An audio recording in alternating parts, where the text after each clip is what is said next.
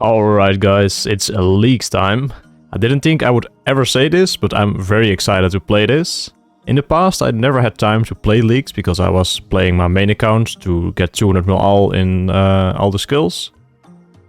So this is going to be my first experience with leaks. And I stayed up way too late yesterday planning out my route still because I was very busy last week with the UEM video and the artifacts one. So my overall route, which of the areas to pick and all the relics, that looks really good. But my early game plan is just pretty much non-existent because I ran out of time. But let's get this adventure on the road. So for my first relic, I am picking Endless Harvest. And at first I wanted to get Trickster because it looks so cool and passive agility would have also been really nice. But being able to AFK woodcutting and fishing at double the speed and 10 times more comfort while I edit videos and do IRL stuff just seems the better option.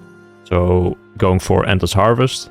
And for my goals during this leagues, not completely sure if I'm actually gonna get there, but I would like to get maybe 200 mil all, if that is possible, because that would be really cool. And I think my route is also looking really solid for it.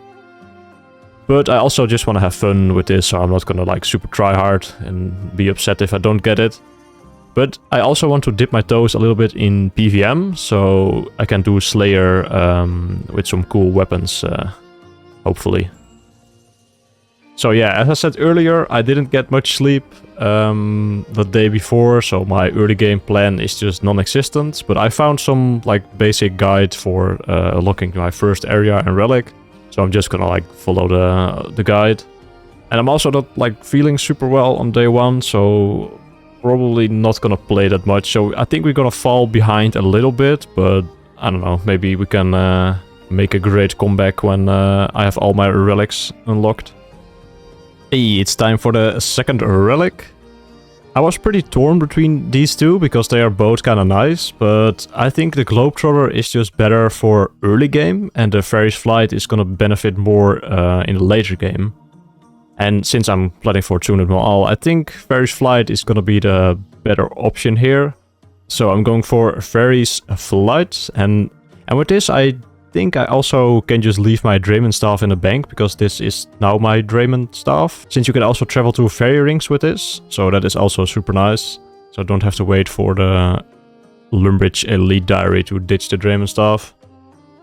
Petting the Museum Camp Dog for another 10 points, and that is my final task that I had to do for the second region. And for the second region, I think kind of no-brainer. We have to go for Zaya, so we can do early game stuff there, like Winter Todd for some GP, Library for some early magic levels and runecrafting.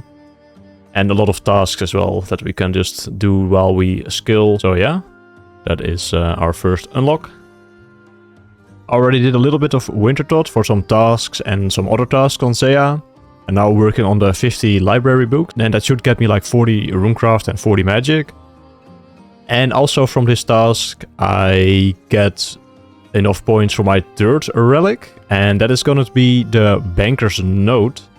Because I do have some pretty interesting strats with this. And hopefully it works. Because, yeah, you can't really test this beforehand.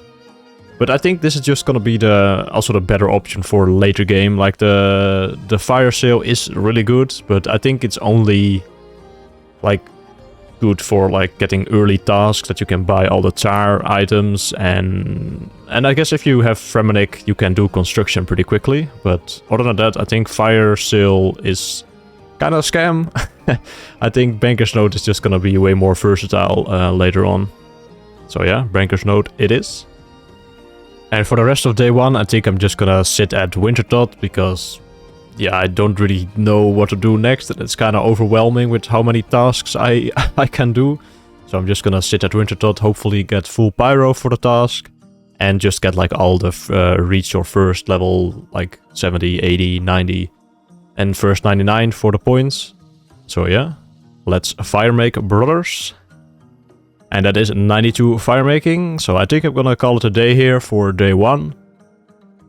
But I am making my way over to Shiloh to catch some trout and salmon as my 0 time activity that I do for my evening and morning routine. And if I like keep up like doing it on mobile pretty much every day, either like fishing or woodcutting, I can probably get those to 200 mil without actually doing that at the PC. So that would be kind of nice. So that's why I chose the Endless Harvest at the start. So I can just zero time my my way through fishing and woodcut. Yo, good morning. Another day, and up to 79 fishing already from just playing a little bit in the evening on my phone while I like brush my teeth, stuff like that. And in the morning I always go for a walk, so on my walk I was also fishing some trout and salmon. So yeah, pretty much 80 fishing out of the way in one day. That is kind of nice. Let's get back to Winterdot now to finish 99 there. And from the 50 kills Winterdot task we get enough points for the 4th relic. And this one is also kind of a no-brainer if you are considering going for like skilling goals, because they're just more melee related skills than there are ranged and magic. And magic is also kind of zero time with elking, and range is pretty quick with chins. So melee or the brawler's resolve is the way to go here for me.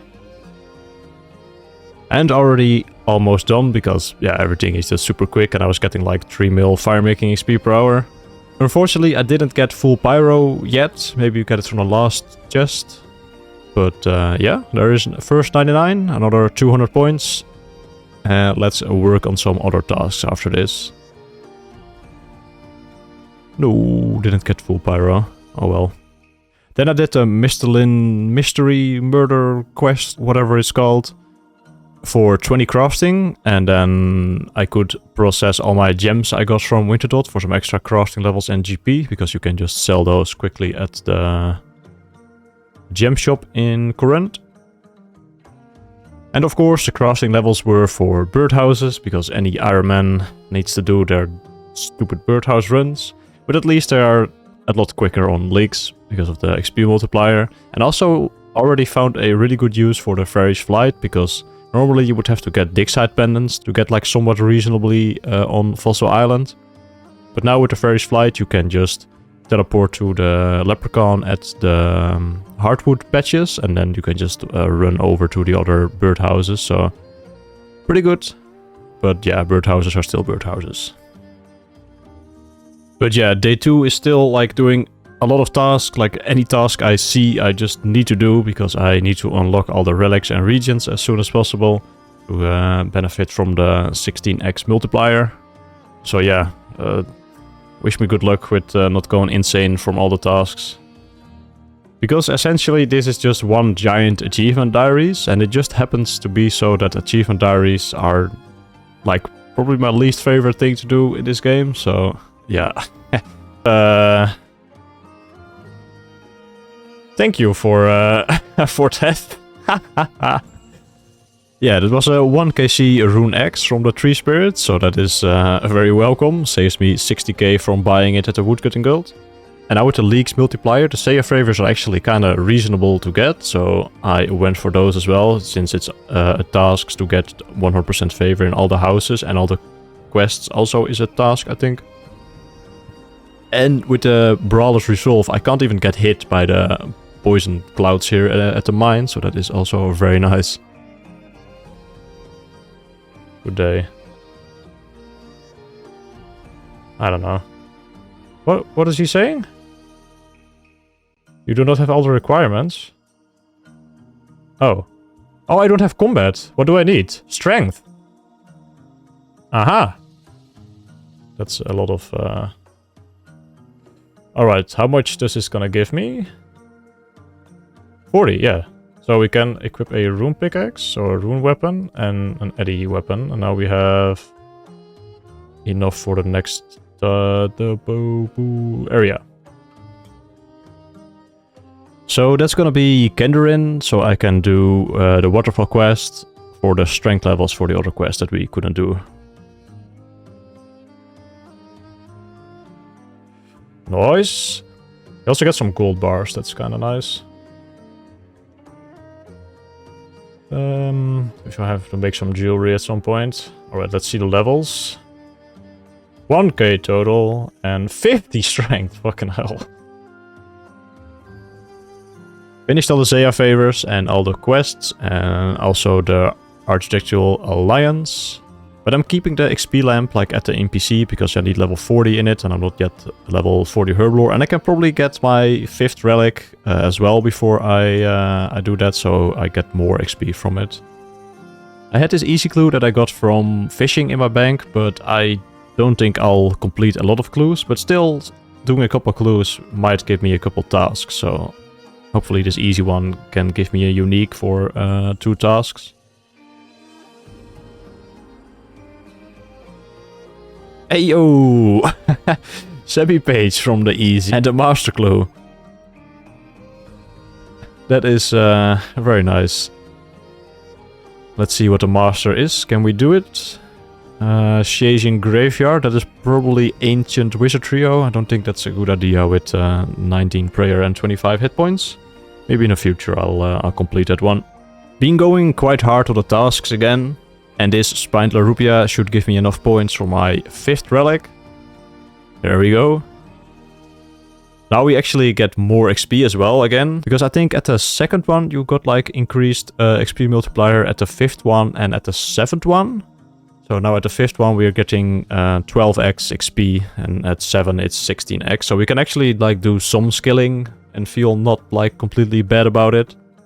And also with tier 5 there is the Infernal Tools. And that one seems like the perfect match with the Endless Harvest. So I'm definitely picking that one. Even though the Slayer one looks kind of nice. Because Slayer I think works kind of weird that every master can assign from the same task list or something. But I will look in Slayer later. But yeah, Infernal Tools just very good. Basically makes smithing like doable. Otherwise smithing is kind of annoying skill if you don't have the blast furnace. And now with Kenderin and the Infernal Tools unlocked, I can do barb fishing pretty efficiently. Because yeah, Kenderin is needed for barbarian fishing since you need to get a rod here. So if you only have Zeya, you still can't barb fish at the raid spot. You need Kenderin as well. Which I didn't know at first, but Kenderin was already part of my plan, so I'm glad I did pick Kenderin, because of otherwise I couldn't barb fish and it would be kinda sad.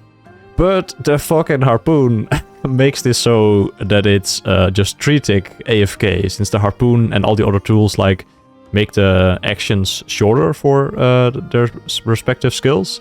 And the harpoon is like -2 ticks, but for some reason it also works when you barb fish, but yeah, 3-tick barb fish while AFK, while getting double fish while it's being sent to the bank. Seems like the perfect way to end this video and begin on editing. So yeah, I'll see you guys in the next Leaks video, hopefully soon. And make sure to check out my streams as well, because I do try to stream every now and then with my League progress. Yeah, have a good one, take care and make some gains.